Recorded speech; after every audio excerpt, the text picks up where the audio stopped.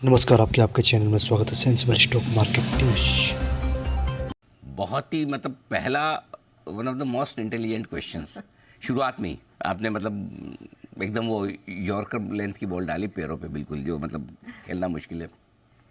लेकिन यहाँ इसका जवाब मैं इस तरीके से दूंगा कि आप खुद अगली बार मार्केट का एनालिसिस कर पाएंगे मेरे बगैर भी। मैं ये बताने की कोशिश करूँगा इसको कैसे पढ़ना चाहिए, क्यों गिफ्ट निफ्टी 100 पॉइंट ऊपर है जबकि अमेरिका में कुछ नहीं हुआ।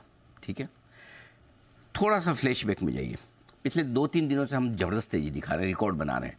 कब? जबकि ग्लोबल सपोर्ट कम था, जबकि एफआईज की बिकवाली थी, लोकल फंड्स ने भी हाथ खींचा हुआ था, कच्चा तेल $91 के आसपास, राइट। सारे नेगेटिव फैक्टर्स आपके पास में, और बीच में वीकेंड पे लोगों को युद्ध भी वापस लग रहा था। उसके बावजूद हम इतना भाग गए, राइट। ऐसी सिचुएशन में जब आप अमेरिका से संकेत जीरो है, अंडा, कल कुछ नहीं हुआ, 150 पॉइंट की रेंज में डाउ टाइम पास करके बंद हो गया, मतलब कल क्यों खुला क्यों बंद हुआ वैसा वाला मामला है, कुछ किया नहीं इन्होंने। ऐसी सिचुएशन में आपको सिर्फ एक चीज़ देखनी है, पहला ट्रेंड और मोमेंटम क्या है। ट्रेंड और मोमेंटम हमारे यहाँ तेजी का है, ठीक है, चलो तेजी का है तो तेजी होनी चाहिए, लेकिन 100 पॉइंट की क्यों? ऐसा क्या कि इतना गैप से खुल जाए? इसका दूसरा जवाब ये है कि जो नेगेटिव फैक्टर्स आपके 5-6 दिख रहे थे, या जो पॉजिटिव फैक्टर्स जिसके दम पर आप बिगड़ रहे, पॉजिटिव फैक्टर आपका क्या था? खाली ट्रेंड और मोमेंटम। उसको बदलने या बिगड़ने के कोई संकेत आए नहीं। लेकिन जो 4-5 आपके नेगेटिव फैक्टर थे उसमें क्या बदला है? क्या अमेरिका की कमजोरी मजबूती में बदली? नहीं। क्या कच्चा तेल बहुत घट गया? नहीं। क्या एफआईज और लोकल फंड ने अपना स्टांस बदला है? हाँ, क्योंकि एफआईज ने कैश मार्केट में बिकवाली कर दी छोटी सी, और एफएनओ में खरीद लिया बड़ा सा, और लोकल फंड ने अचानक से 3500 करोड़ का खरीद लिया। तो एक जो चीज़, और सबसे बड़ी चीज़ क्या होती है मार्केट में, बाकी सारे फैक्टर्स अपनी जगह है, लेकिन end of day flows important है। भाई आप कितनी भी खराब खबर हो और अगर आप खरीदने के लिए खड़े हो जाएंगे तो स्टॉक गिरेगा नहीं, और कितनी भी अच्छी खबर और कोई बेचेगा तो स्टॉक बढ़ेगा नहीं। तो अल्टीमेटली तो काम पैसे का है ना, भाव और भावनाएं अपनी जगह है, लेकिन दाम आपके हाथ में है, पैसा आपके हाथ में। सो ये बदला है और ये 100 पॉइंट ऊपर खोलने के लिए कोशिश कर रहा है, और इसी के दम पर कल के एफआईज और डीआईज के आंकड़ों के दम पर आज हम खुलते ही नया रिकॉर्ड बनाएंगे। बनना भी चाहिए, नया साल है। 23,000 निफ्टी, बैंक निफ्टी 50,000 तैयार, बस इतना छोटा सा टारगेट इमीडिएटली इमीडिएटली इतना जल्दी इतना जल्दी नहीं, लेकिन देखिए हमारी बात बहुत क्लियर कट हुई थी कि 22,500 22,525 के आसपास आकर निफ्टी 6-7 बार घूम फिर वापस नीचे चले जाता है। तो इसलिए मैंने कहा भी था जब पिछले हफ्ते डीप शो कर रहे थे कि वे इस बार 22,525 के ऊपर का जो ब्रेकआउट होगा वो छोटा वाला नहीं होगा, बड़ा वाला ब्रेकआउट होगा। और इस ब्रेकआउट में आप 23,000 की तरफ इलेक्शन के पहले बढ़ेंगे। इलेक्शन के पहले वैसे भी हमारा टारगेट 23,000 का था ही, तो मुझे लगता है कि हम बढ़ेंगे तो 22,800 23,000 इस रेंज में हम कहीं कहीं एक बार पहुंचेंगे। सो बिल्कुल इसमें कोई डाउट नहीं। और 50,000 की तरफ बैंक निफ्टी पहुंचने की कोशिश भी होगी। पहले 49,000 के आसपास हल्की फुल्की रुकावट है, कोई खास बड़ी नहीं, तो हम 50,000 की तरफ भी बढ़ेंगे। तो इवेंचुअली इलेक्शन के पहले 50,000 निफ्टी और 23,000 बैंक निफ्टी, ये तो विजिबल टारगेट है ही है।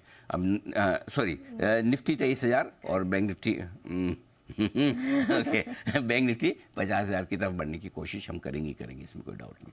तो we are readying for a big breakout.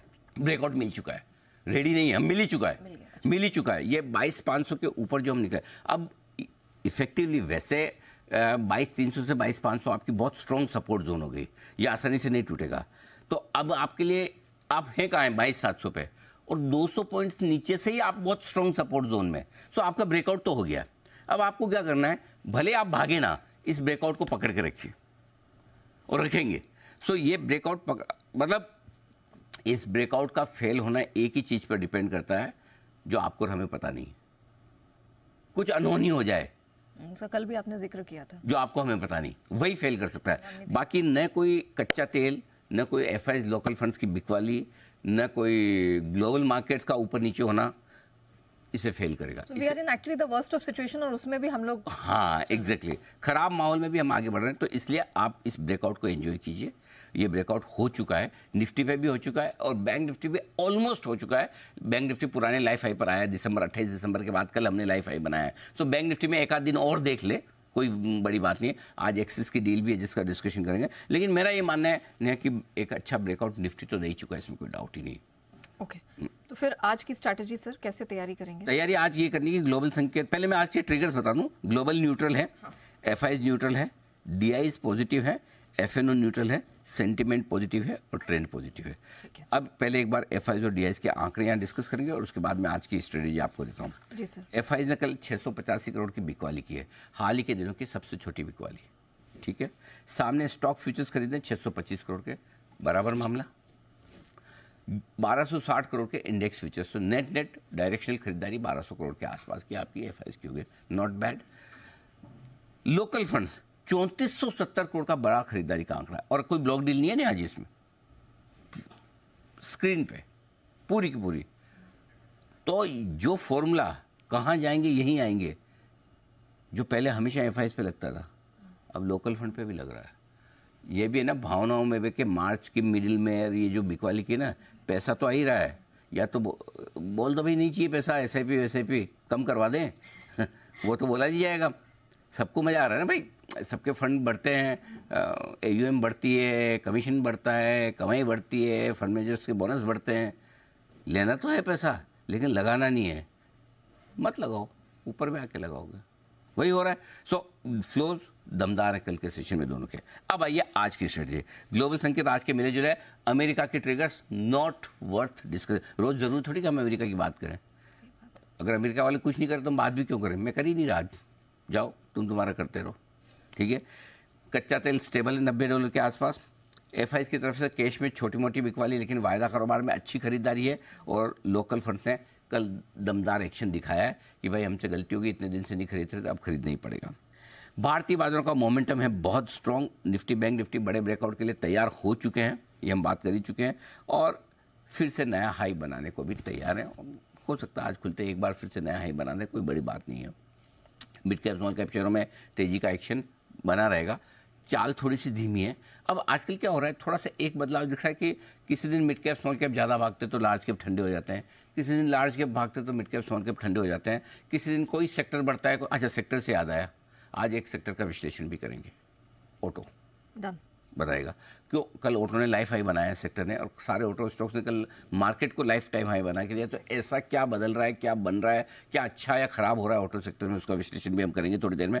लेकिन मिड कैप स्मॉल कैप शेयरों का तेजी का रुझान एक्शन जारी रहेगा जब तक निफ्टी 22,400 दिन के दौरान न तोड़े और बैंक निफ्टी 47,900 न तोड़े, तब तक डे ट्रेडर्स शॉर्ट करने के बारे में सोचे बिना अपने लॉन्ग करके पैसा बनाएंगे। भाई शॉर्ट करके पैसा बनाकर इतना स्ट्रेस लेने से बढ़िया नीचे के लेवल पे अगर आए करेक्शन तो लॉन्ग करके करिए। पिछले 12 दिनों से नेहा जी कितने 12 दिन हो गए मेरे ख्याल से, एक बार चेक कराइएगा रिसर्च टीम से, स्मॉल कैप इंडेक्स 12 दिनों से हम पॉजिटिव हैं, रन और रोज आप नीचे के लेवल पे खरीद रहे हैं तो आपका पैसा बन रहा है। तो इसलिए एकदम शांति से, लाइफ में कोई कंफ्यूजन मत रखिए, स्ट्रेटेजी क्लियर रखिए, buy on dips. Done. Okay, ठीक है, तो ये आज की स्ट्रैटेजी। अच्छा